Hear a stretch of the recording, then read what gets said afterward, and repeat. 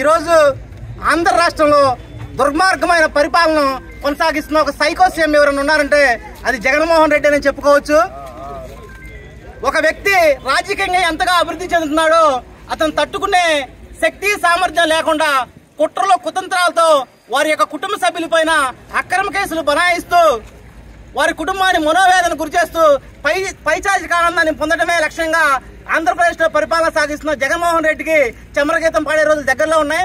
మన పత్తిపాటి పుల్లారావు గారి కుమారుడైన పత్తిపాటి శరత్ పైన ఎటువంటి ఆధారాలు లేకుండా రాష్ట్ర ప్రభుత్వం పత్తిపాటి పుల్లారావు గారిని వేధించాలనే ఉద్దేశంతో కేసులు బుక్ చేసాం. అమానవీయమైన సంఘటన. దీని పట్ల జనసేన పార్టీ పరంగా మేము తీవ్ర వ్యతిరేకతను వ్యక్తం చేస్తున్నాం. ఈ విధంగా అన్యాయమైన పోకడలతో ఎక్కడైతే తాడేపల్లిలో జెండా సభ విజయవంతమైందో ఆ సభ తాడేపల్లిగూడెంలో జెండా సభ విజయవంతమైందో జనసేన తెలుగుదేశం పార్టీ సుమారు 6 లక్షల పైగా కార్యకర్తలు అక్కడ చేరుకొని వైఎస్ఆర్సీపీ పాలన మేము అంతమొందిస్తామని ప్రతిజ్ఞ చేయడంతో అది తట్టుకోలేని జగన్మోహన్ రెడ్డి ఆ జెండా సభను విజయవంతం చేసిన వారిలో మొట్టమొదటి వ్యక్తి మన చిలకలూరుపేట నియోజకవర్గ నాయకులు మాజీ మంత్రివర్యులు పత్తిపాటి పుల్లారావు గారు, జనసేన పార్టీ నుంచి బొలిశెట్టి శ్రీనివాస్ గారు ఉన్నారు. వీళ్ళపైన ఏ విధంగా మనం కక్ష సాధించాలని తెలియక ఈ పత్తిపాటి శరత్ గారిని అక్రమంగా అరెస్ట్ చేయడం జరిగింది. ఈ అరెస్టును తీవ్రంగా ఖండిస్తున్నాం.